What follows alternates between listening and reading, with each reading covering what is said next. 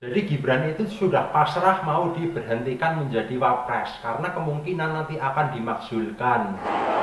Nanti akan dipilih orang-orang terbaik untuk menempati posisi-posisi. Artinya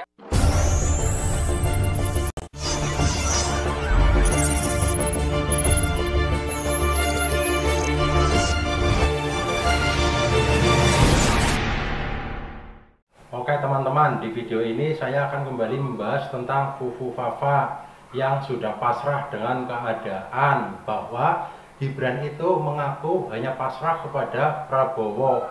Bahkan dalam kabinet Prabowo itu yang menentukan jumlah menteri-menterinya dan siapa-siapa yang mau dijadikan menteri, dan Gibran sendiri sudah pasrah dengan keadaan karena dia itu tahu kalau dirinya akan diganti oleh orang-orang yang terbaik di sekitar Prabowo atau Prabowo sendiri yang akan memilih penggantinya Gibran. Dan teman-teman juga harus ingat ya bahwa Pak Jokowi itu menggerakkan buzzer-buzzernya baik itu di media sosial ataupun di dunia nyata.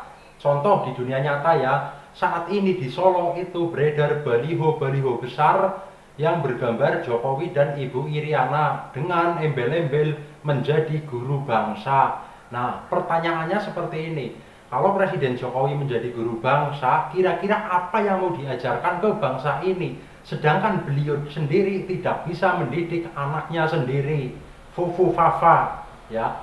Fufu Fafa coba seperti itu. Kalau misalkan Pak Jokowi menjadi guru bangsa, berarti Pak Jokowi akan mendidik rakyat Indonesia seperti Fufu Fafa. Kira-kira seperti itu. Jadi Gibran itu hanya pasrah. Gibran tidak ikut serta dalam menentukan menteri-menteri di kabinet Prabowo. Bahkan ada beberapa dari PDI Perjuangan yang akan dijadikan menteri, sedangkan Gibran tidak bisa berbuat apa-apa. Gibran hanya pasrah dengan keadaan, pasrah dengan Prabowo. Untuk teman-teman coba lihat video ini. ia menyerahkan ke Prabowo jika memang ada kader PDIP yang ditunjuk jadi menteri. Sekali lagi, untuk susunan kabinet kita serahkan sepenuhnya ke Pak Presiden terpilih. Saya yakin beliau sudah menimbang-nimbang dengan matang siapa-siapa yang akan masuk, dan sekali lagi keputusannya ada di Pak Presiden terpilih. Kita menghormati keputusan beliau, kita loyal ke beliau, dan saya yakin nanti akan dipilih orang-orang terbaik untuk menempati posisi-posisi. Artinya membuka kemungkinan tetap dari PDIP untuk masuk ke itu. Kita kembalikan lagi ke Pak Presiden terpilih.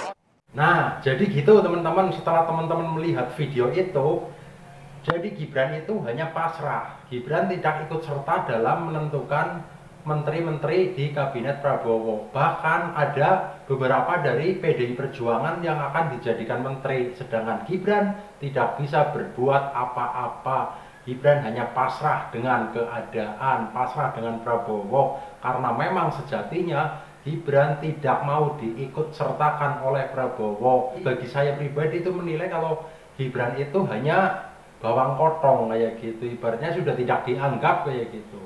Gibran sudah tidak dianggap sama Prabowo itu kalau menurut saya. Ya mungkin dengan adanya akun Fufu Fafa itu kan Prabowo sudah tahu kalau akun Fufu Fafa itu Gibran. Kan jelas pasti kan marah, sesabar-sabarnya orang kalau tahu ada yang menghina sampai seperti itu kan pasti marah.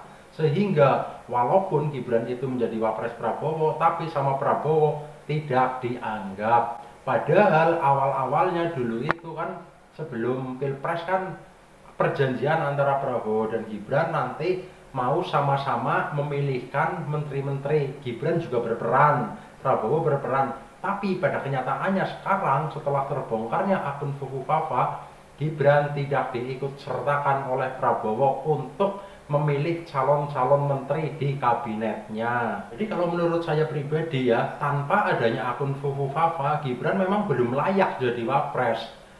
Masalah pengetahuan dia soal politik aja masih dangkal, ibaratnya seperti itu ya. Itu emang di negara ini tidak ada orang-orang cerdas, orang-orang yang berpengalaman, sehingga bocah yang seumuran Gibran itu yang baru jadi wali kota 2 tahun disuruh maju menjadi wapres. Oke teman-teman, untuk video saya saat ini segini aja dulu. Kalau ada kritik dan saran silahkan tulis di kolom komentar. Salam 3 jari.